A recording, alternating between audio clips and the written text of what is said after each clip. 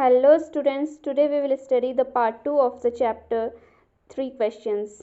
The king turned round and saw a bearded man running towards them. His hands were pressed against his stomach from which blood was flowing. राजा ने पीछे मुड़ के देखा और देखा कि एक bearded man मीन्स दाढ़ी वाला आदमी उनकी ओर भागते हुए आ रहा है और उसने अपने हाथों से अपने पेट को प्रेस कर रखा था, दबा रखा था और वहाँ से उसके ब्लड निकल रहा था बहुत सारा. When he reached the king, he fainted and fell to the ground. और जब वो झोपड़े के पास राजा के वहाँ पे पहुँचा तो वो बेहोश होके नीचे जमीन पे गिर गया. The king and the hermit removed the man's clothing and found a large wound in his stomach. राजा ने और हरमिट ने उस व्यक्ति के कपड़े हटाए और देखा कि उसके पेट में एक बहुत बड़ा घाव लगा था जहाँ से बहुत सारा ब्लड निकल रहा था. The king washed and covered it with his handkerchief, but the blood would not stop flowing. The king redressed the wound until at last the bleeding stopped. उस व्यक्ति के जहाँ पे घाव लगा था, जहाँ से बहुत सारा ब्लड निकल रहा था, राजा ने अपना हैंकी निकाला और उससे अपने हैंकी से उस घाव को कवर किया, लेकिन फिर भी उसका खून बहना बंद नहीं हुआ, ब्लीडिंग बंद नहीं हुई. लेकिन राजा ने तब तक ड्रेसिंग की जब तक कि उसका एक एक बूंद बहना बंद नहीं हो गया. The man felt better and asked for something to drink. The king brought fresh water and gave it to him.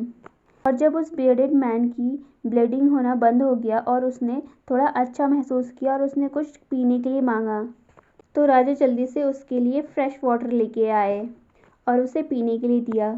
By this time the sun had set and the air was cool. The king with the hermit's help carried him wounded man into the hut and laid him on the bed. और उस समय तक सन set हो चुका था, सूरज पूरा डूब चुका था और हवा ठंडी ठंडी हवा चलने लग गई थी.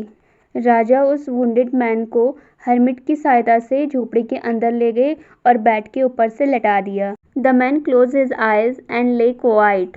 और उस वुंडेड मैन ने अपनी आंखें बंद करी और चुपचाप लेट गया. The king tired by his work and the work he had done lay down on the floor and slept through the night. राजा ने दिन भर जो भी काम किया था उससे वो बहुत ज़्यादा थक गया था क्योंकि राजा ने हरमिट की क्यारियाँ खोदी थी और राजा सीधे ज़मीन में जाके लेटे और पूरी रात भर सोए रहे. When he awoke, it was several minutes before he could remember where he was or who the strange bearded man lying on the bed was. और जब सुबह जाके राजा की नींद खुली तब उन्हें याद आया कि वो कहाँ हैं और वो बेड में लेटा हुआ स्ट्रेंज बियर्डेड मैन कौन है. यानी कि जब सुबह राजा की नींद खुली तब उन्हें याद आया कि वो तो अपने क्वेश्चन का आंसर लेने के लिए हरमिट के यहाँ आए थे और इस बियर्डेड मैन की कल उन्होंने ड्रेसिंग की थी. Forgive me, said the bearded man in a weak voice when he saw that the king was awake. और जब उस बियर्डेड मैन ने देखा कि राजा जग चुके हैं तो राजा के पास गया और उनसे बोला, Forgive me, मुझे माफ़ कर दो. I do not know you and have nothing to forgive you for, said the king. और फिर राजा ने बोला कि मैं तो तुम्हें जानता भी नहीं हूँ, तुम मुझसे माफ़ी क्यों मांग रहे हो और मेरे पास तुम्हें माफ़ करने के लिए कुछ है ही नहीं. यानी कोई बात ऐसी है ही नहीं कि तुम मुझसे माफ़ी मांगो. You do not know me, but I know you. I am that enemy of yours who swore revenge on you because you put my brother to death and seized my property. Bearded man ने राजा से बोला कि आप मुझे नहीं जानते हैं लेकिन मैं आपको बहुत अच्छी तरह से जानता हूँ. मैं आपका वो दुश्मन हूँ जिसने आपसे रिवेंज लेने की कसम खाई थी क्योंकि आपने मेरे ब्रदर को मार डाला था और मेरी सारी प्रॉपर्टी को जब्त कर लिया था. I knew you had gone alone to see that hermit and I made up my mind to kill you on your way home. मुझे पता था कि आप हरमिट से मिलने अकेले ही गए हैं और मैंने अपना माइंड बना लिया था, मैंने यह प्लान बना लिया था कि जब आप घर लौटोगे तब मैं आपको मार डालूंगा. But the day passed and you did not return. So I left my hiding place and came upon your bodyguard who recognized me and wounded me. लेकिन पूरा दिन बीत गया, आप वापस ही नहीं लौटे, इसलिए मैं जहाँ छुपा हुआ था अपना हाइडिंग प्लेस मैंने छोड़ दिया. तभी मुझे आपके बॉडीगार्ड्स ने देख लिया और पहचान लिया और फिर मुझे घायल कर दिया. I escaped from him, but I should have died if you had not dressed my wounds. I wish to kill you and you have saved my life. मैं आपके बॉडीगार्ड से तो जैसे तैसे बच के निकल के भाग गया लेकिन मैं मर गया होता अगर आपने मेरे घाव की ड्रेसिंग ना करी होती, पट्टी ना करी होती इसमें. तो मैं तो आपको मारना चाहता था और आपने मेरी जान बचाई. Now if I live I will serve you as your most faithful servant and will order my sons to do the same. Forgive me. और अगर आप मैं जीवित रहा तो मैं आपके एक वफादार सेवक के रूप में आपके लिए काम करूँगा और मैं अपने बच्चों को भी आपकी सेवा करने के लिए कहूँगा। Forgive me. फिर से बियर्डेड मैन राजा से माफ़ी मांगता है। The king was very happy to have made peace with his enemy so easily and to have won him over as a friend. He not only forgave him but said he would send his servant and his own doctors to look after him, and he promised to give back the man his property. राजा इस बात से बहुत ज़्यादा खुश हुआ कि उसने अपने एक एनिमी को, अपने दुश्मन को बहुत आसानी से एक दोस्त के रूप में जीत लिया है।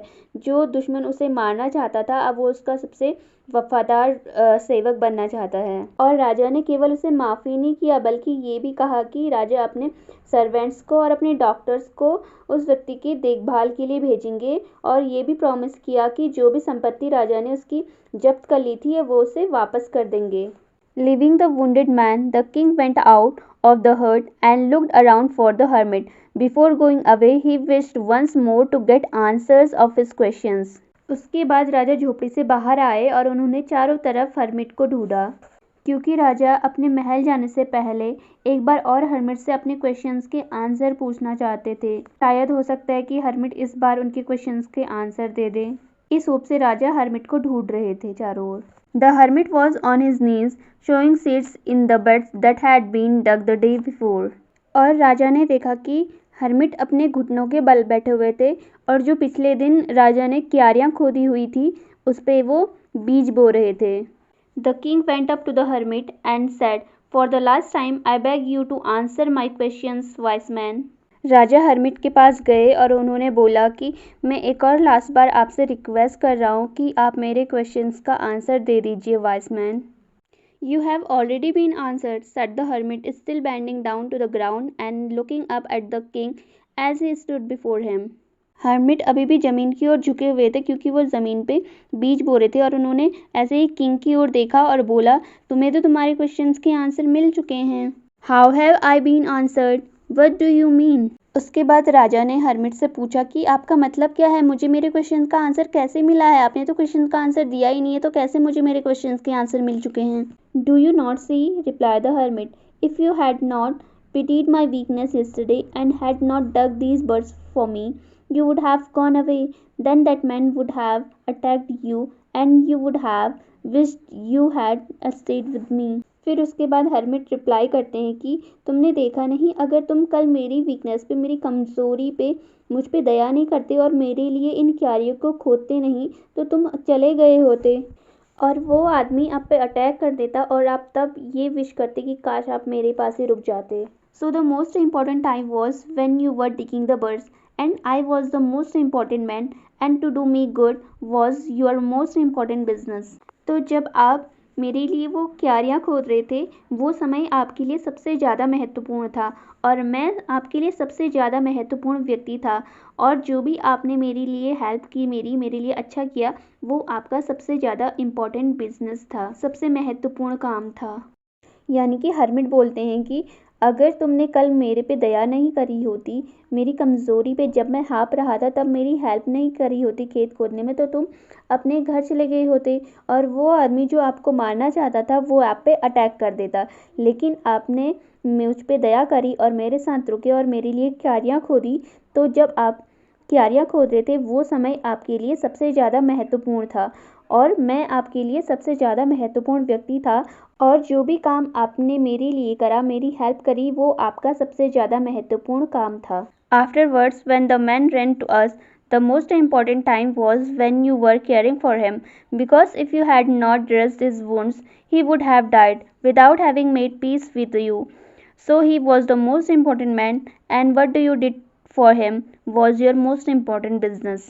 और हर्मिट बोलते हैं कि उसके बाद जब वो आदमी हमारे पास दौड़ते हुए आया, उसको घाव लगा था और आपने उसके घाव पे पट्टी करी, वो समय आपके लिए सबसे ज़्यादा महत्वपूर्ण था, क्योंकि अगर आप उस व्यक्ति की मरहम पट्टी ना करते तो वो आपसे आपका दोस्त बने बिना ही मर जाता और आपकी और उसकी दुश्मनी कायम रहती। तो वो वुंडेड मैन आपके लिए उस वक्त सबसे महत्वपूर्ण व्यक्ति था और आपने जो भी उसकी हेल्प करी, उसकी मरहम पट्टी करी, वो काम आपके लिए सबसे ज़्यादा महत्वपूर्ण था। Remember then, there is only one time that is important and that time is now. It is the most important time because it is the only time we have any power to act. अब hermit राजा के questions के answer देते हैं और first question के answer में बोलते हैं कि राजा का फर्स्ट क्वेश्चन क्या था कि हमारे लिए सबसे ज़्यादा महत्वपूर्ण समय कौन सा है। उसके आंसर में बोलते हैं कि हमारे लिए केवल एक ही महत्वपूर्ण समय है और वो टाइम है नाउ, वर्तमान समय, क्योंकि किसी भी काम को करने की शक्ति हमारे पास केवल प्रेजेंट टाइम में ही होती है।